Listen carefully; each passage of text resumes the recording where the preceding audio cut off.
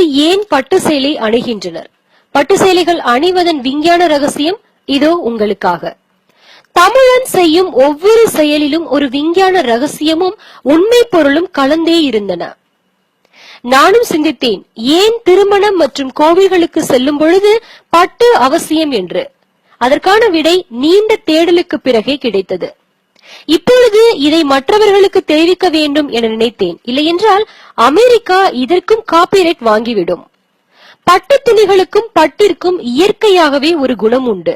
அதாவது பட்டிற்கு எளிதில் சில நல்ல வகையான கதிர்வீச்சுகளை தக்க வைத்துக் கொள்ளும் சக்தியும், தீய கதிர்வீச்சுகளான நோயாளிகளின் சுவாசம், ஓசோன் படலத்தில் இருந்து வரும் அசுத்த கதிர்கள் போன்றவற்றை தடுத்து உள்ளிருக்கும் உடலிற்கு வலிமை அளிக்கும். திருமண வீட்டிற்கு பலதரப்பட்ட எத்தனையோ பேர் வருகின்றனர். அதில் யார் எப்படி என்று தெரியாது. எனவேதான் மணப்பெண்ணிற்கும் மணமகனுக்கும் ஆரோக்கியமான வாழ்வு வேண்டும் என்பதற்காகவும் தொற்று நோய் பரவக்கூடாது என்பதற்காகவும் பட்டு அணிகின்றனர். இதில் சில நாடுகளும் தற்பொழுது ஆராய்ச்சி செய்து கொண்டு வருகின்றது.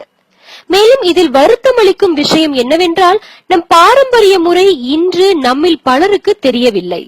மேலும் பட்டு சேலைகளை கோவில்களுக்கு செல்லும் பொழுது ஏன் அணிகிறார்கள் என்றால், நல்ல கதிர்வீச்சுகளை தக்க வைத்துக் கொள்வதற்காக மட்டுமே.